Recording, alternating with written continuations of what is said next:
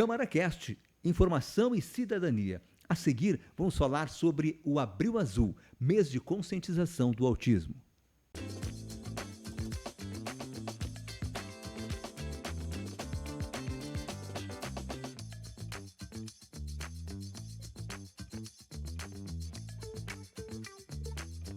A campanha do Abril Azul, criada pela ONU, tem como objetivo conscientizar a sociedade sobre o transtorno do espectro autista, TEA, promovendo a inclusão e combatendo o preconceito. A nossa Casa Legislativa está engajada nesta causa. E, para tanto, estamos aqui, eu, mais os vereadores Felipe Caputo, do PSDB, presidente da Câmara de Vereadores, e o vereador Rodrigo Rodrigues, do PDT, recebendo as nossas convidadas, a pedagoga Carla Juliana Lodéa, mãe atípica do Joaquim, e a gestora da Uniaselv, em Canela, Arovana Cristina Marcon, mãe do Nicolas. Ambas são multiplicadoras no projeto Autismos, com S maiúsculo no final, presente, e vão agora conversar conosco. A elas, as nossas boas-vindas. A gente agradece a oportunidade, né? Sempre muito importante cada vez mais a gente conseguir conversar sobre o assunto e ajudar a todos. Eu vou começar perguntando para você, Juliana, você que é mãe do Joaquim, o que é o transtorno do espectro autismo? Então, o TEA, o transtorno do espectro autista, ele é um distúrbio do neurodesenvolvimento, né? Transtorno significa, então, algo que incomoda, alguma coisa de errado, né, na pessoa, e o espectro, ele é muito amplo. Então, geralmente, as crianças, quando diagnosticadas, ela é pelo motivo de ou falta de socialização, ou demora na fala, ou atraso na fala, né? Então, começa por essas pequenas observações. A gente tem uma ajuda muito grande das professoras, porque realmente é ali, né, onde a gente consegue observar essa falta de interação deles, né? E o transtorno, então, é como todos nós, né? Cada um é um. O transtorno ele se apresenta em cada criança, em cada pessoa que está dentro do espectro de uma forma diferente. Mas as principais causas de investigação são o atraso na fala, na falta de interação, movimentos e interesses repetitivos das crianças, principalmente, né? E é um assunto para a gente ficar aqui falando dias sobre cada pequena condição, né, de cada um, assim. Mas, no geral, é isso. É um transtorno do neurodesenvolvimento e na maioria das vezes, ele causa algum atraso, alguma Limitação, né? dificuldade. E, inclusive, é até importante a gente falar também sobre a questão do diagnóstico, né? Da dificuldade do diagnóstico, né? Porque, às vezes, o diagnóstico tardio também faz com que esses atrasos acabam sendo ainda mais lesivos e dificultam ainda mais a questão do desenvolvimento da criança, né? Então, hoje em dia, a gente já consegue, na fase de bebê mesmo ali, antes dos 12 meses, observar algumas características. E quanto antes houver esse diagnóstico, né? O diagnóstico ele pode ser feito por um médico pediatra, por médico neuropediatra ou por psiquiatra. Quanto antes houver esse diagnóstico, a intervenção precoce é o que vai realmente assegurar que essa criança consiga alcançar todos os marcos do desenvolvimento. Por quê? Porque a neuroplasticidade, ela vai até 6 anos, 5, 6 anos é o tempo ouro ali, assim, de a gente conseguir fazer essa busca no que está em atraso, né? Depois é também possível, sim, mas com mais dificuldades, né? Aí entram as questões das terapias, enfim, que a gente vai falar, né? Depois, mas por isso que a gente preza tanto pela intervenção precoce. Certo. Arovana, nos fale o que é o projeto Autismos, com S maiúsculo no final, presente. Então, o projeto do Autismos Presente, ele começou em 2018, com a necessidade da Uniaselv vendo que a gente precisava uma forma dos nossos professores trabalharem com as pessoas dentro do transtorno e fazendo junto com a ONG Onda. esse projeto foi passado para os nossos professores, e como a gente tem professores de todas as áreas, de outros locais, eles pediram para a gente levar para a comunidade. E aí, então, que surgiu o projeto do Autismo Presente. Então, ele é uma formação gratuita e certificada para os profissionais da educação. Aqui em Canela, a gente está com a 2ª edição, a gente fez uma em 2023, que foi muito, muito legal, muito proveitosa. E hoje a gente está com a 2ª edição. A gente está com uma boa inscrição, temos mais de 200 inscritos. Eles são 8 encontros, e o legal, o diferencial disso é que a gente vai ter palestrantes, e esses palestrantes presenciais a gente vai ter também, além da informação, teremos também roda de conversa, as pessoas vão poder tirar dúvidas, que eu acho que isso é muito importante, porque o assunto ele é muito amplo. Então, e como a Ju falou, cada um é um tipo, tem uma particularidade. Então, acho que vai ser muito importante esse novo projeto, né, do Autismo Presente. Deixa eu perguntar aqui para o vereador Rodrigo Rodrigues. Você tem abordado esse assunto nas nossas sessões. O que você tem feito para contribuir com essa causa, vereador? Eu primeiro quero dizer que eu acho que é de fundamental importância a gente falar sobre isso, Braulio, antes de responder a pergunta, porque hoje os números, eles dizem talvez de 1 a cada 30 crianças, alguns novos estudos de 1 para 23, e isso possivelmente quer dizer, se a gente fizer uma média, que talvez quase todas as turmas nas escolas tenham uma criança com autismo. Né? Então, fora os pais, alguns, que têm a dificuldade, talvez, de aceitar ou de ir atrás, talvez, do diagnóstico, sabendo que os primeiros anos são fundamentais para o desenvolvimento futuro, né? Mas, nesse primeiro momento, que eu mais tenho me dedicado é para a gente conseguir em Canela um CAS, que é um Centro de Atendimento em Saúde. Ele é voltado especificamente para pessoas com autismo. Ele é subsidiado pelo governo do estado. São R$100 mil que a cidade passa a receber para atender 6 especialidades médicas, enfim.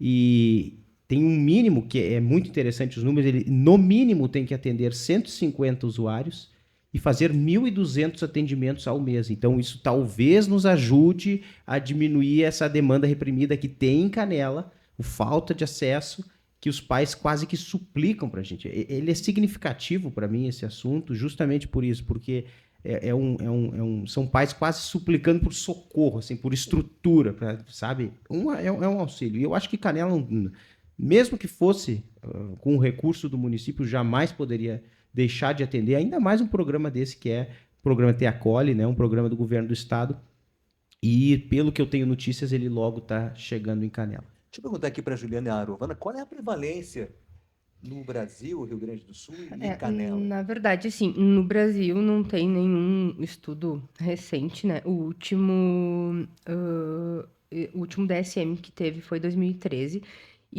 e ele é um estudo americano. Então, esse último deu 1 para 36 pessoas. Porém, nada ainda oficial, mas já temos, então, esse dado de 1 para 23, né?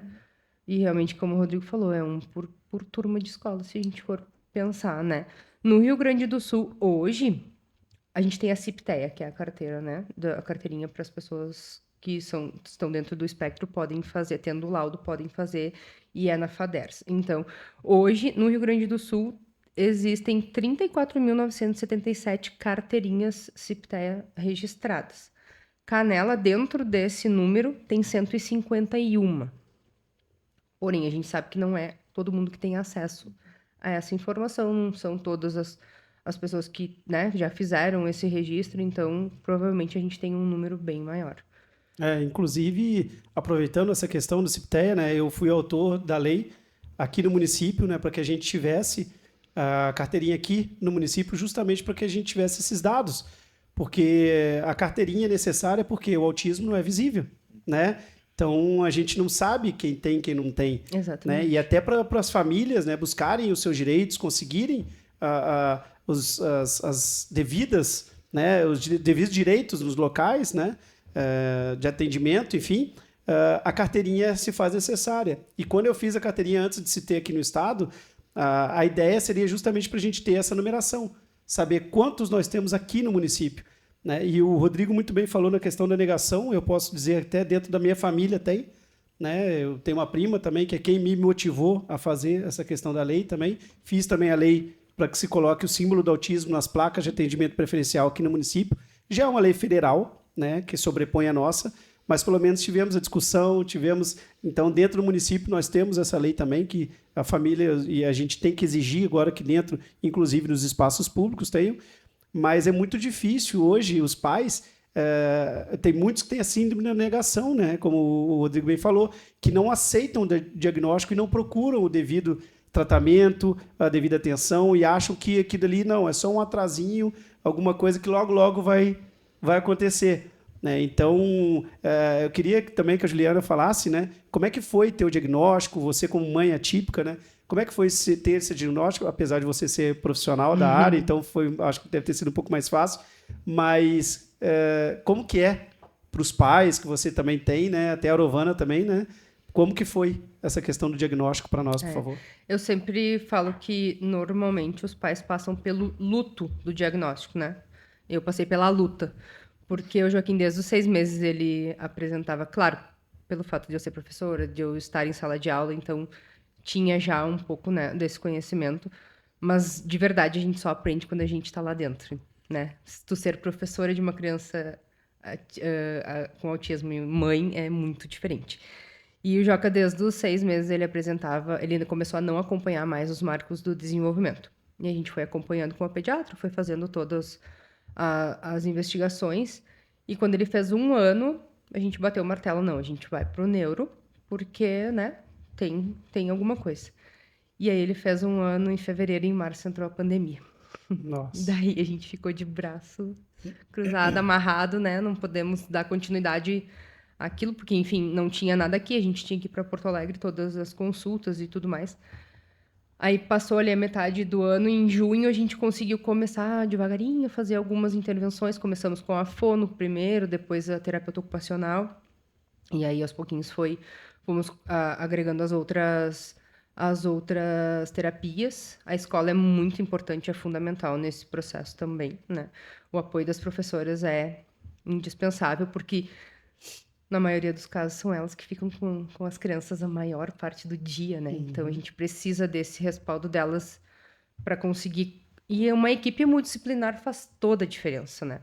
Porque tu levar numa fono aqui, num outro terapeuta ali, e não ter essa integração...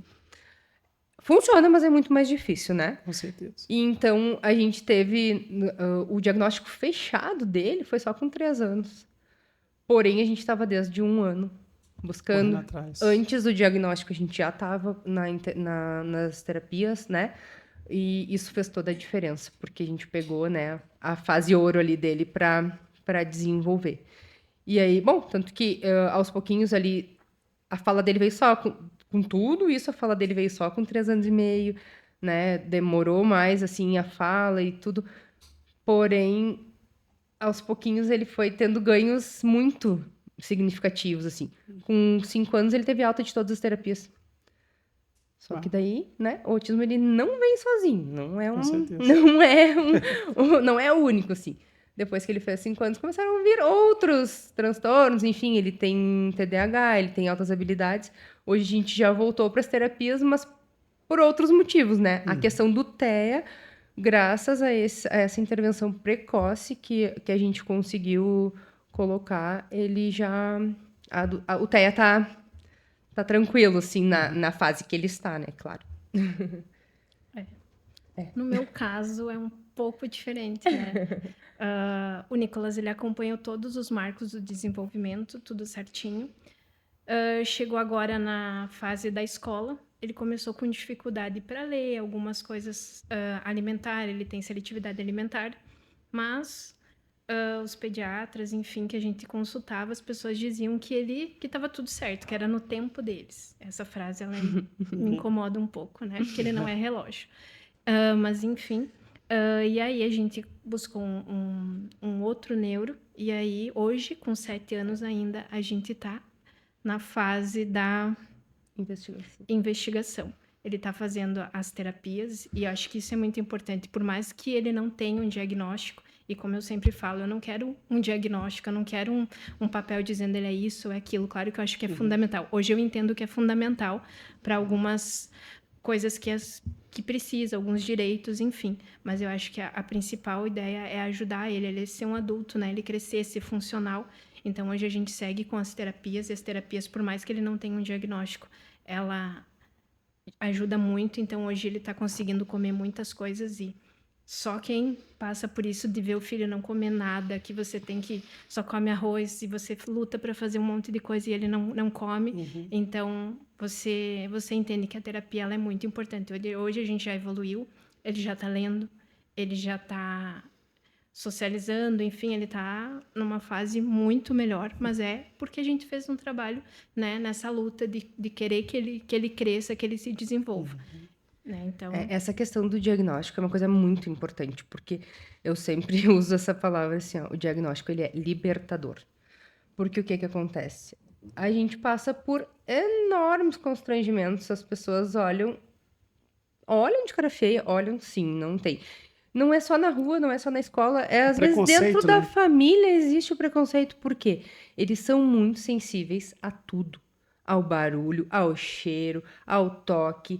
E as pessoas não têm esse entendimento e acabam levando pro lado do isso é birra, isso é, sabe, é mimado, o não querer comer, isso é frescura. Eles têm uma sensibilidade assim, nossa, o barulho que a gente não escuta, eles estão escutando, o cheiro que a gente nem pensou em passar perto, eles já estão sentindo. Então eu sempre falo que o diagnóstico ele é libertador para isso, sabe? Porque tu tem propriedade para dizer não é frescura, né? Ele tem um transtorno. Deixa eu perguntar aqui para Juliana e a Arovana, quais são as terapias mais importantes durante o tratamento? Na verdade, como a gente disse, né? Cada um cada um vai ter as suas principais necessidades, mas hoje a gente trabalha num embasamento assim, terapia ocupacional, porque ela engloba desde a parte de integração sensorial até a parte da socialização mesmo, né? Psicóloga, fono, dependendo muito de cada questão, claro. E aí tem a terapia ABA e a terapia Denver, né? O Denver, ele, mais ou menos dos 12 aos 40 meses ali, é onde ele entra, porque a gente usa o ambiente natural da criança para fazer ele aprender o que ele não consegue atingir os marcos, né? Por exemplo, a socialização, o próprio brincar, essa parte toda, mas dentro do habitat natural dele, né? Escola, casa, enfim, onde ele estiver melhor inserido.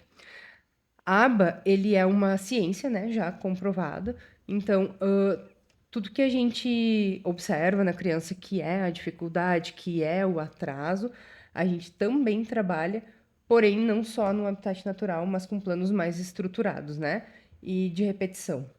Então, essas são as terapias mais importantes, assim, a terapia ABA, a psicóloga, terapeuta ocupacional, a fono. E é o que a gente tem de mais fácil acesso aqui, né? Existem N terapias, mas aqui em Canela a gente tem mais fácil acesso. A físio também é muito importante. Eu queria falar um pouco da minha história profissional, né? A gente fala sobre a questão da inclusão e eu, enquanto fisioterapeuta, trabalhava lá na Unimed, eu era fisioterapeuta da Unimed, e eu fui atender uma criança, né, com paralisia cerebral, que ela motoramente ela tinha toda aquela dificuldade motora, mas cognitiva ela era perfeita, se comunicava, tudo. E ela tinha uma irmã gêmea que era perfeita, que não tinha nenhum tipo de deficiência, não tinha nada. Gêmea. Durante o parto faltou oxigênio no cérebro, né? E isso fez com que ela tivesse essa lesão. E aí eu fui fazer fisioterapia junto, as duas. Foi a pior fisioterapia que eu tive. Porque no momento que eu fazia uma atividade, a irmã dela, eu consigo, eu faço, olha só como é que eu faço. E ela ficou extremamente desmotivada. Então, para mim, assim, eu não entendi depois, eu entendi depois a questão da gente poder trabalhar essa questão da inclusão, mas a gente tem que entender como fazer essa inclusão da forma correta, porque muitas vezes isso pode ser um sofrimento. A gente acha que está fazendo a inclusão, mas isso muitas vezes é sofrimento para as crianças, né? E eu queria entender que vocês... o que vocês acham dessa questão da inclusão também, né? Como que pode se melhorar, enfim, né? O que vocês sugerem? Aí entra a importância do monitor, né? Porque às vezes uma inclusão pode gerar uma exclusão, porque a criança estando lá Se ela não tem uma interação social adequada, se ela, às vezes ela não verbaliza, ela não oraliza, né? Sim, já temos um ganho muito grande com o CA, que é a comunicação aumentativa alternativa. Ainda aqui não tem muito recurso, mas a gente está chegando cada vez mais forte essa questão. Porém, ela às vezes não vai conseguir se expressar. E o monitor vai fazer toda a diferença, porque ele vai conseguir colocar ela no meio dos outros, ele vai conseguir fazer todo esse movimento que sozinha ela não vai conseguir, né? Então, essa é uma luta muito grande, assim, a gente precisa de monitor para as nossas crianças nas escolas, porque as professoras, elas não vão conseguir sozinhas. Tu imagina uma turma de 30 crianças, ela ter que dar atenção para 29 crianças de uma forma e para uma criança de outra forma, porque isso é inclusão, é colocar adaptações para que essa criança consiga acompanhar a turma. Mas sozinha ela não vai conseguir. Então é por isso que a gente precisa dos monitores. E Juliana e Arovana, como a sociedade pode ajudar nessa causa?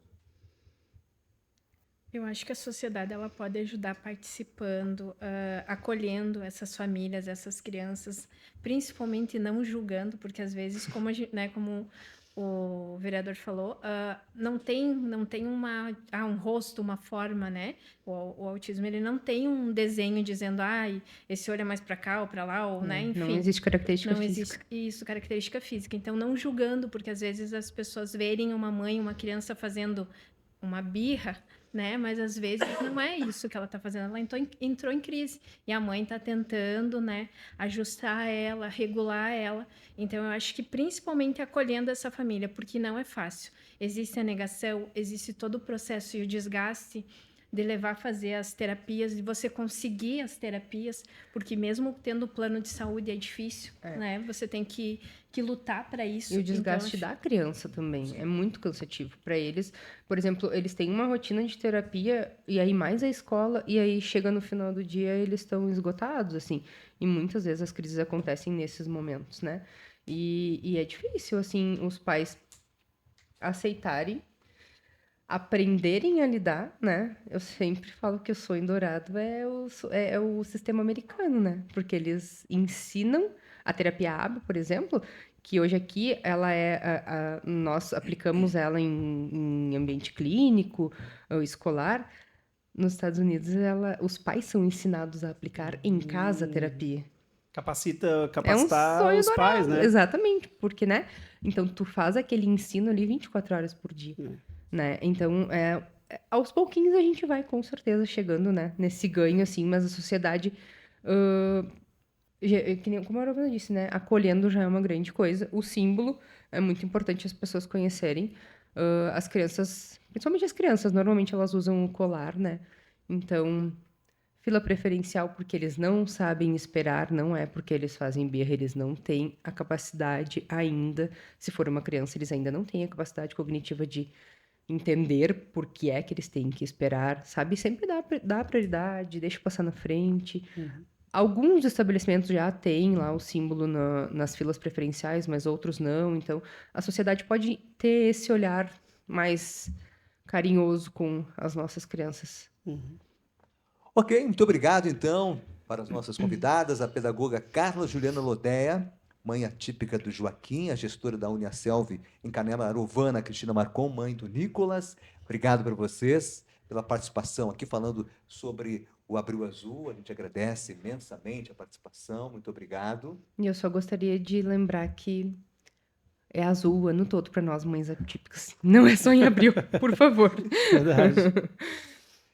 Vereadores, Rodrigo Rodrigues, muito obrigado a você. Eu que agradeço, Braulio. Eu queria encerrar assim, dizendo para mim, não é nenhuma questão de se o município vai fazer, esse ou qualquer do Brasil, para mim é quando vai fazer, porque o tempo vai passando, a informação vai chegando para as pessoas e o número de diagnóstico ele aumenta, né? Não é a troco de nada, é por informação. Então, sim, Canela terá que se adaptar e a Câmara acho que vai ter que brigar bastante por isso, porque cada tempo que passa prejudica mais uma família, torna a vida mais fácil ou mais difícil, né, Caputo? Então, acho que no lugar que a gente está, a gente tem que usar desse espaço para tentar facilitar a vida e melhorar a vida das pessoas mesmo. Com certeza. Vereador Felipe Caputo, presidente da nossa casa. Obrigado mais uma vez, né? A importância da gente poder dialogar e discutir sobre essas questões. Muitas pessoas agora que vão nos assistir, né, pode ter certeza que vocês tiraram muitas dúvidas, né? E daqui a pouco também outras pessoas, né, até eu brinco, né, que o Rodrigo vai ser papai, né? Então, assim como eu tive o meu guri, daqui a pouco a gente sempre fica naquela expectativa de ver se está no desenvolvimento, não está, se está no atraso, não está, justamente para procurar esse diagnóstico precoce o mais rápido possível.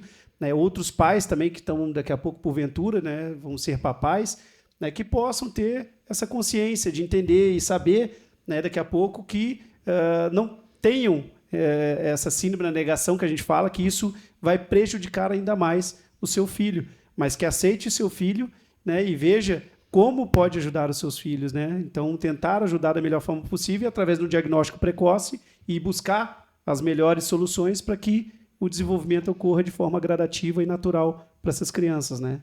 Muito obrigado a vocês. Obrigado pela participação. A nossa Câmara de Vereadores de Canela está engajada no Abril Azul, mês de conscientização do espectro autista.